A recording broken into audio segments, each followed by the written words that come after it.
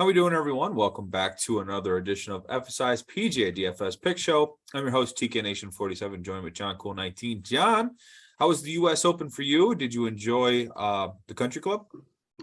I did. I got to watch a ton of golf this week. The coverage was really good, I thought, overall. I mean, some people had some complaints about how many shots, but for those of us who don't typically get to watch during the work week, I actually got to see a lot of shots via Peacock app, and then throughout the weekend, just the extended coverage. So I thoroughly enjoyed it. Saw some fantastic golf, a lot of really difficult scoring conditions. That is my favorite type of golf to watch, though. Really cool for Matthew Fitzpatrick to see him come out on top, although I was rooting for Will Zalatoris down the stretch, but that's just because he's our boy.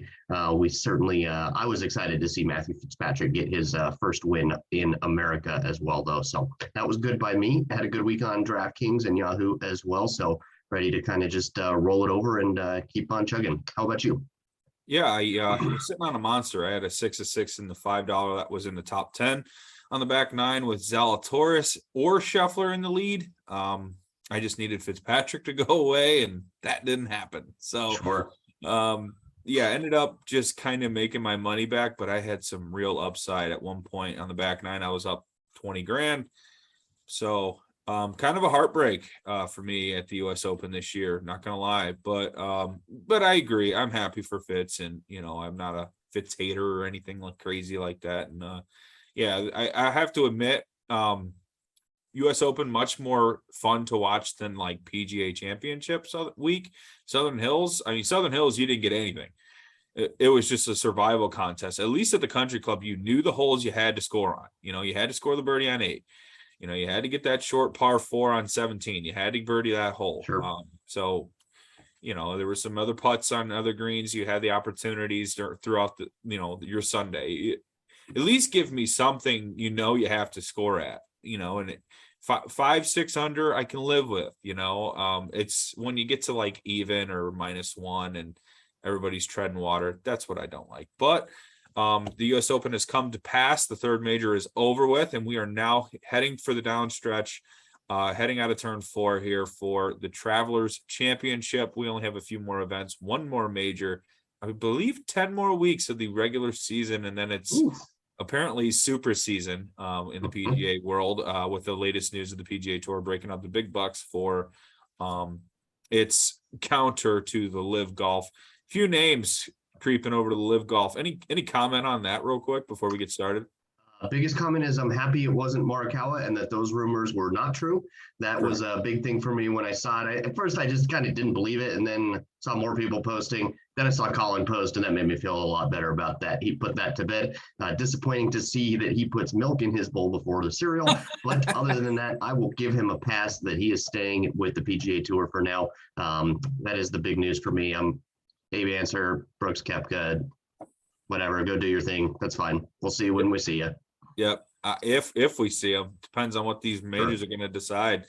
But it's cool to see the PGA Tour giving back finally. I think they doubled the purse for the LPGA Tour this week.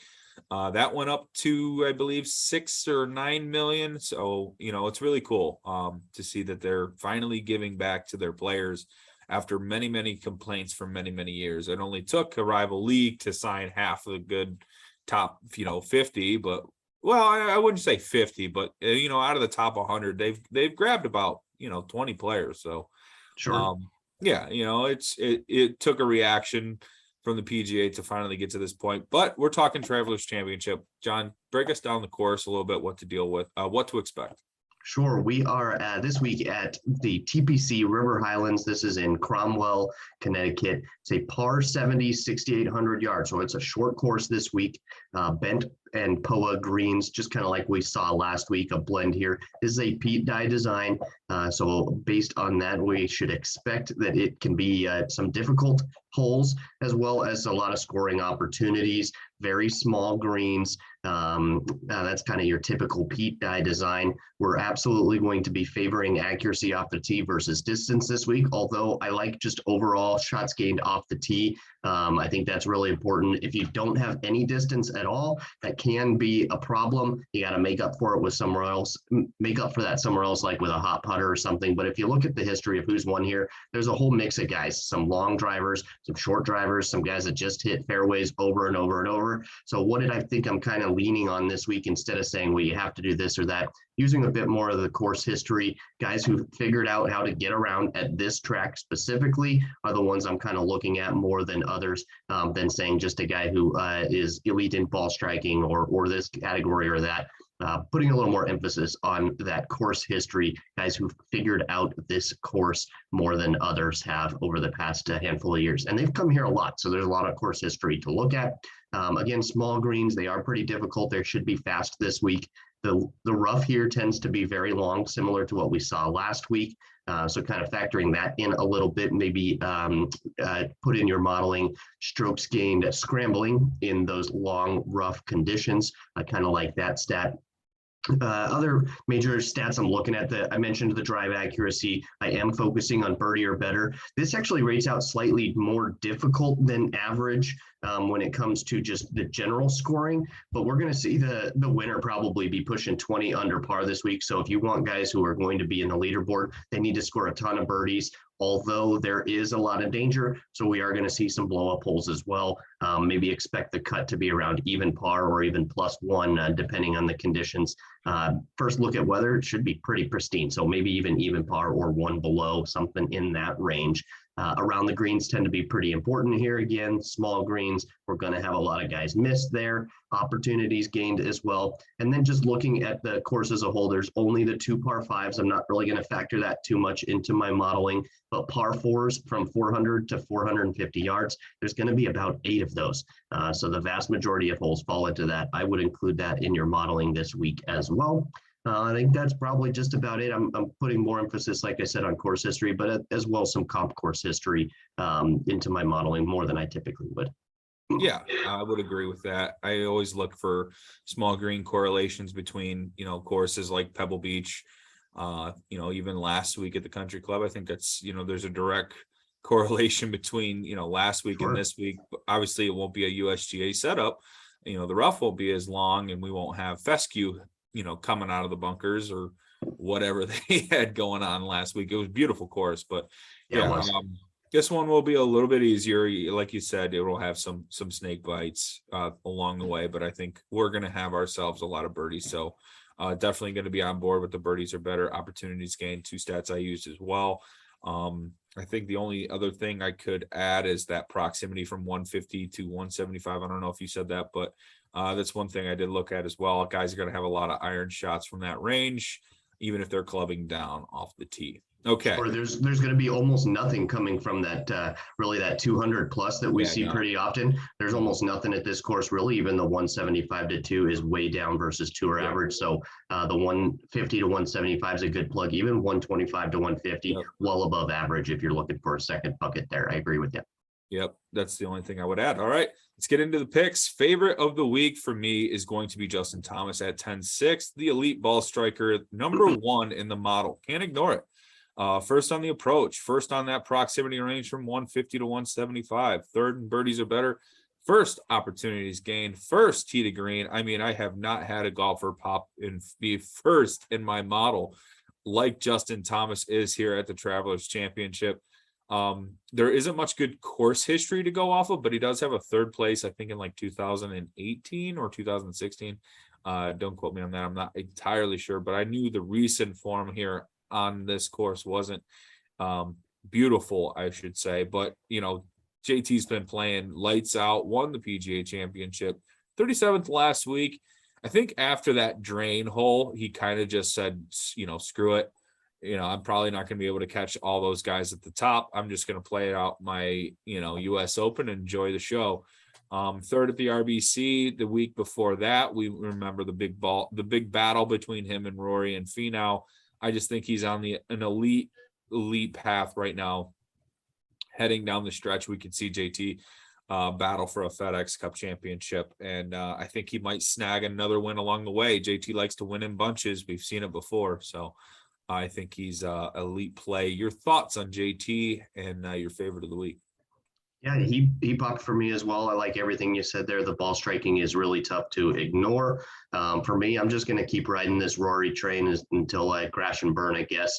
But Rory, yeah, he's 1,100 on DraftKings this week, 9-1 odds to win. That's equal with Scotty Scheffler for best odds to win this week.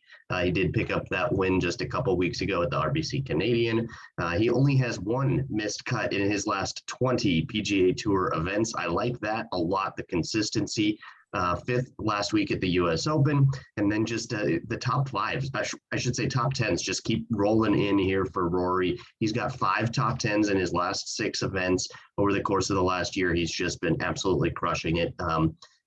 Looking at his course history, he had 17th, 12th, and then 11th in 2020. And looking at the reason why he was so high up, he's just been crushing tee to green at this course. He's actually lost some strokes putting, and that has not really been his MO here lately. He's been just a fantastic putter over the last month or so. So I expect that to improve here at River Highlands. He ranks number 1 in my model for shots gained on Pete Dye courses. And then looking into more of the stats, he's number 1 off the tee, 2nd birdies or better, 4th opportunities gained, and 2nd greens in regulation. Really, really good all-around golfer is Rory. So I'm going to be playing a lot of him. We'll keep an eye on the ownership. Last week, had to make some really difficult ownership decisions on Wednesday. Right now, though, Rory is not inside the top 5 for projected ownership. So hopefully that stays down. I think just kind of the fact that all of these guys have been playing so well lately, I think we're going to see a little bit of ownership spread out, and people are just going to hammer some of the guys I think we might be talking about here in the next few minutes as some value plays. They look like they're going to be much more popular options as an overall percentage on DraftKings. Yeah, I think at the top it's going to get pretty scattered, and I in fact think Scheffler is going to go low owned again. I got him at sub 10% in that $5. I just think people are having a hard time building lineups with the big studs up top. So you might even have lower ownership on Rory than you would think, even with like how well he's playing. He's just man possessed. It doesn't matter. I think the live stuff has really lit a fire under some of these guys, and it's really cool to see. Not many of them were even in the field for the Travelers Championship, and it said, you know what, we're going over to Cromwell before we go to the Open. So it was interesting. It's just an interesting time in golf, and these elite players are playing like elite players. It's really cool to see. And this field, it definitely got the bump based in the scheduling here. Regionally, it was really close to the US Open, and then most golfers wanting to take at least a week or 2 off in order to get overseas and prepare themselves for kind of the conditions, the time change, all that sort of stuff over there for the Open Championship coming up shortly. So we're going to see an absolute turd of a field next week, I think. But I'm okay with this week being really good. Yeah, I agree. Yep. I think this will be cool to see. Let's get into the value plays. Mito Pereira for me here, 8,700. I really like Mito this week. I think he's not a sneaky option, I would say, on DraftKings, but maybe a sneaky bet, even though that 35-1, you could probably find a 40 somewhere out there, but I think Mito very well alive to win here with some good form. He is 10th in the model, 10th on the approach, first in that par 4s from 400 to 450, 13th off the tee. He's just an elite driver of the golf ball, also finds fairways, 5th in opportunities gained, and 10th tee to green. He did miss the cut last week, but I mean, if it was a regular week, that +4 cut makes the cut, and a ton more people probably have 6 of 6 with how many of the good names that we had at +4, Mito included. So I don't really read too much into missing the cut on the number at the US Open. It's a tough course to make the cut. It's just a bad, maybe one swing could be the difference for missing the cut at the US Open. It's the hardest cut to make all year. So I don't hold that against him. But before that was absolutely going bonkers. I don't think he had a finish outside 20th. Just really, really impressive stuff from Mito. We did see him, fall apart down the stretch of the PGA Championship, but I think that's long behind him. In a win, a win erases all of that from his memory, and it really gets him back on track. So maybe this is the week for Mito, and the Travelers Championship is the place. Joel Dahman, 7,700, 100-1. I think you can get I think that's a really good bet, to be honest. 10th at the US Open, coming off of a pretty awesome, I believe it was Friday. Joel Dahman had that awesome Friday. I think he struggled a little bit on the Saturday. That was a really tough setup on Saturday, but he played fairly well on Sunday. I don't think he really had a chance to win, but playing for a high finish in the US Open, you can't knock it. Fairway finder, Joel Dahman, that is his specialty. 10th in fairways gained, 34th on that approach, from 150 to 175. And 38th in the model. He's kind of just a balanced golfer all around. He doesn't really lose strokes anywhere. That really bleeds his game and really it becomes a detriment to him. I think he carries over that US Open form into this week with a similar course setup, similar course, similar small greens. I think it all works for him again. And I think at 7,700, he will be chalk. But I'm not worried about that. If I want to be different elsewhere, I'll just be different up top or something. I can find lower ownership in that 6K range or up in that 11,000 range when it comes to the MME style format. All right. That's my value plays. How about yours? Yeah, I think Mito might end up being top 2 or 3 owned guy this week. Joel Damon should be a bit lower than that, but certainly he's going to garner ownership, especially after what he just did last week. He was on part of the featured coverage going into Saturday after that Friday round, and he really struggled, and they cut him out of coverage really quickly. That was unfortunate. Got a lot of guys out. Yeah. But included. Damon's a fan favorite. Certainly a guy we'd like to root for around here. So hopefully he has a good showing this week. Brian Harmon is first for me a value play. I think him and Mito both are going to be top 5 owned golfers this week at 8,600 on DraftKings, 40-1 outright bet. Don't dislike that a ton. I would rather maybe just a top 10 bet on him overall. But the form is very good for him. He was 43rd last week. The problem was he was 11 over par on the weekend, and he was absolutely in this come Saturday morning. But by Saturday evening, not so much. He was 18th at the Memorial before that, 9th at Wells Fargo. So the form decent coming in. Course history, he's got 4 top 10s, including last year's 5th place. And he's played this event 10 times, made the cut 8 of those. I like that consistency here. His last 36 rounds, he's 24th on approach, 36th around the greens, and 17th off the tee.